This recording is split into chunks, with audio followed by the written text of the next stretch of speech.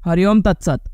अगर आप ये वीडियो देख रहे हो तो आप उन सब हजारों लाखों लोगों से अलग हो जो आज उनकी खुद की लाइफ हस्तमैथुन करके और वीर्यनाश करके खराब कर रहे हैं और विनाश की ओर लेकर जा रहे हैं। इस 90 डेज ब्रह्मचर्य यात्रा पर मैं आपका स्वागत करता हूँ।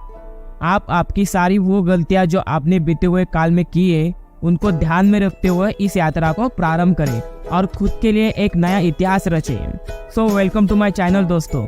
आज सबका पहला दिन है तो मैं इस वीडियो में आपको रूल्स बता देता हूँ कि इस ब्रह्मचर्य यात्रा पर आपको क्या चीज़ें नहीं करनी है। रूल नंबर फर्स्ट, अगर आप इंस्टाग्राम पर किसी भी तरह की अश्लील एक्ट्रेस को या अश्लील चीज़ों को फॉलो करते हो तो उन्हें अभी के अभी डायरेक्ट अनफॉलो कीजिए। रूल नंबर 2, आपको किसी भी स्त्री को बुरी या अश्लील नज़र से देखना ही बंद करना है। ब्रह्मचर्य का यही अर्थ होता है दोस्तों कि हमें हमारे पांचों इंद्रियों को हमारे वश में लाना होता है, हमारे मन को भी हमें हमारे वश में लाना होता है। रूल नंबर 3, मोबाइल फोन में कोई भी अश्लील वीडियो देखना या फोन देखना, वेब सीरीज देखना या अश्लील मूवी को देखना आपको सीधा सीधा बंद करना है। ये रूल्स आपको स्ट्रिक्ट लग सकते हैं दोस्तों, परंतु ये उतना स्ट्रिक्ट नहीं है जितना होना चाहिए। हम आगे चलते चलते रूल्स को और स्ट्रिक्ट करेंगे जिससे आपके लाइफ में सुधार आएगा। रूल नंबर 4, अगर आपके दोस्त और आपकी सराउंडिंग अच्छी नहीं है, वो हर टाइम अश्लील बातें या वीडियो देखते हैं, ब्रह्मचर्य का मजाक बनाते हैं, तो आप उनमें जाना सीधा सीधा बंद कर दो। वही टाइम आप बुक रीडिंग में लगाओ, एक्सरसाइज करो, खुद की सेल्फ में लगाओ जिससे आपकी खुद की सेल्फ इंप्रूवमेंट होगी। रूल नंबर 5, अगर आपको वीर्यवात मीन्स नाइटफॉल जैसी समस्या है तो डेली 30 मिनट आपको मेडिटेशन करना ही करना है कौन से भी हालत में, जिससे वो होना बंद हो जाएगा। रूल नंबर 6, सुबह आपको 5 बजे उठना ही उठना है, रात्रि को 11 बजे से पहले सो जाना है एंड आप जब सोने जाते हो उसके पहले थोड़ा मेडिटेशन करो। मेडिटेशन के बाद हनुमान चालीसा सुनो जिससे रात्रि में आपको बुरे विचार ना आए और आपका वीर्यपात मीन्स नाइटफॉल ना हो। ऐसे ही वीडियो मैं आपके लिए लाता रहूँगा। मिलते हैं कल डे 2 पे। हरिओम तत्सत। यदि आप ब्रह्मचर्य नहीं है तो आपके अंदर ये स्वाभाविक कुछ कमियां जागृत होंगी जो स्पिरिचुअलिटी में आपको आगे बढ़ने ही नहीं देंगी। ब्रह्मचर्यहीन के लक्षण, जिन्होंने ब्रह्मचर्य का नाश किया, आप खुद इसे जांच लो।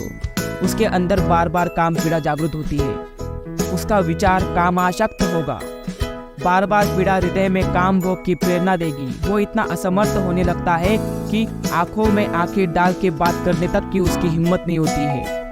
हर समय उसके मन में यही चलता रहता है कि काम वासना की पूर्ति कैसे करे। वो बहुत चालाकी से अपने अंदर कुछ छुपाना चाहता है, झूठ बोलता है, दिखावा करता है, पर अंदर से खोखला हो जाता है। ये दुर्गुण उसके अंदर जागृत होता है जो ब्रह्मचर्य का नाश करता है। उसके चेहरे में प्रसन्नता कभी झलक ही नहीं सकती। दुखी उदास ब्रह्मचर्य का नाश करता है। देखने से ही बदसूरत नजर आने लगता है, चाहे जितना गोरा हो, चाहे जितना ऊपर से चिकनाहट लगाए घूमता हो, लेकिन उसके नेत्रों से सारी सच्चाई पता चल जाती है।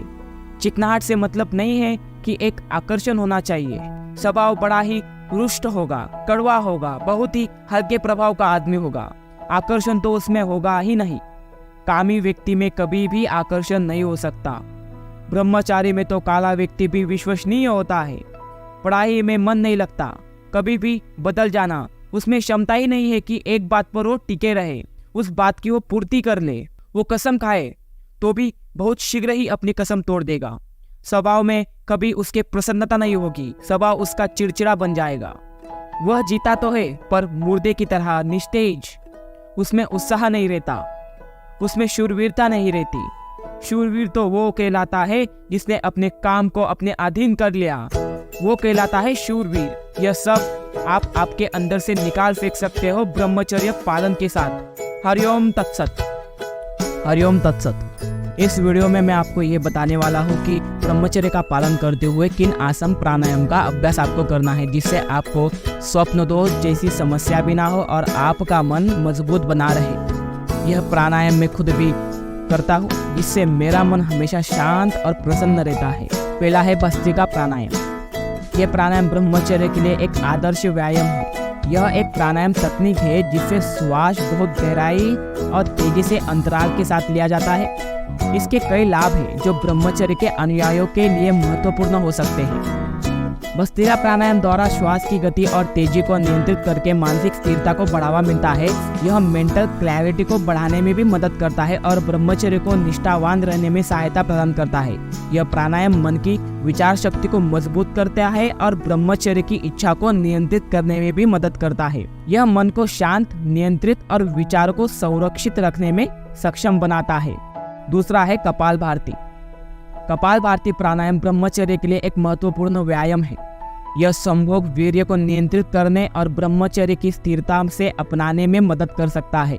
कपालभाति प्राणायाम करने से श्वास एवं बाह्य क्रियाएं नियंत्रित होती है, जिससे ब्रह्मचर्य की इच्छा को संभाला जा सकता है। कपालभाति प्राणायाम ने ब्रह्मचर्य को प्राप्त करने वाले व्यक्तियों को नियमित अभ्यास का समर्थन किया है। हमेशा इसके अभ्यास से व्यक्ति ब्रह्मचर्य के लिए सटीक रूप से समर्पित हो सकता है। कपालभाति प्राणायाम करने से प्राण शक्ति की वृद्धि होती है, जिससे ब्रह्मचर्य अनुयायी को आवश्यक ऊर्जा का समर्थन होता है। तीसरा है बाह्य प्राणायाम, जो श्वास को नियंत्रित करने और मन को स्थिर रखने में मदद करता है। इस प्राणायाम द्वारा मन को नियंत्रित करने का अभ्यास किया जा सकता है। इससे मन की शांति और स्थिरता में सुधार होता है, जो ब्रह्मचर्य को संभालने में सहायता प्रदान करता है। बाह्य प्राणायाम द्वारा श्वास को नियंत्रित करने से ब्रह्मचर्य की इच्छा को संभाला जा सकता है। इससे ब्रह्मचर्य के नियमित अभ्यास को सुचारू रूप से जारी रखने में सहायता मिलती है। बाह्य प्राणायाम द्वारा प्राण शक्ति की वृद्धि होती है, जो ब्रह्मचर्य अनुयायी को आवश्यक ऊर्जा में समर्थन करती है। चौथा है अनुलोम विलोम या नाड़ी शोधन प्राणायाम, हम जिसे कहते हैं। यह प्राणायाम ब्रह्मचर्य के लिए एक महत्वपूर्ण व्यायाम है, जो श्वास प्रश्वास को नियंत्रित करने में और मन को शांत करने में मदद करता है। अनुलोम विलोम प्राणायाम के अभ्यास से मन की स्थिरता बढ़ती है और मन शांत करने में सहायता मिलती है। यह ब्रह्मचर्य को स्थायी रूप से संभालने में भी मदद करता है। नाड़ी शोधन प्राणायाम द्वारा श्वास प्रश्वास को नियंत्रित करने से ब्रह्मचर्य की इच्छा को संभाला जा सकता है। इससे ब्रह्मचर्य के अनुयायी को ब्रह्मचर्य के नियमित अभ्यास को सुचारू रूप से जारी रखने में भी मदद मिलती है। अनुलोम विलोम प्राणायाम ये श्वास प्रश्वास द्वारा शरीर के अंगों को संतुलित करता है और प्राणवायु को शुद्ध करता है। इससे स्वास्थ्य में सुधार होता है और हमारा ब्रह्मचर्य के लिए भी ये बहुत ज्यादा महत्वपूर्ण है। पांचवा है उज्जाई प्राणायाम। उज्जाई प्राणायाम में नियंत्रित और गहरी सांस लेना होता है, जिससे योगी अपनी श्वास को नियंत्रित करने की कला विकसित करते हैं। इससे वे योगासन और ध्यान के दौरान अपने श्वास को संयमित करने में माहिर होते हैं। उज्जाई प्राणायाम के नियमित श्वास ध्वनि मन को शांत करने में मदद करती है और ध्यान और समर्पण को बढ़ाती है। इससे योगी अपनी ध्यान प्रक्रिया में और अधिक अंतस्थ बन सकते हैं। उज्जाई प्राणायाम शरीर के भीतर प्राणिक ऊर्जा सक्रिय करता है, जिससे योगी की जो ऊर्जा रहती है और जो जोश रहता है उसमें वृद्धि होती है। इससे वे यौगिक अभ्यासों के लिए इस ऊर्जा को निर्देशित करते हैं और उपयोग करते हैं, जो सहायता प्राप्त होती है इसमें उनको। उज्जाई प्राणायाम गहरी सांस लेने और निर्धारित प्रक्रिया के माध्यम से श्वसन यंत्र को शुद्ध करने में मदद करता है। यह शरीर की विशक्ति और शुद्धिकरण करके यौगिक अभ्यासों के लिए तैयार करता है। आप मेरे ब्रह्मचर्य ग्रुप को ज्वाइन कर सकते हैं टेलीग्राम पर। मैंने टेलीग्राम लिंक डिस्क्रिप्शन में दे दी है, आप जाइए और उसे ज्वाइन कीजिए, जहाँ पर मैं आपके पर्सनल क्वेश्चन सुनूंगा और आपको वहाँ पे थोड़ा सा मोटिवेट भी करूंगा। हरिओम तत्सत।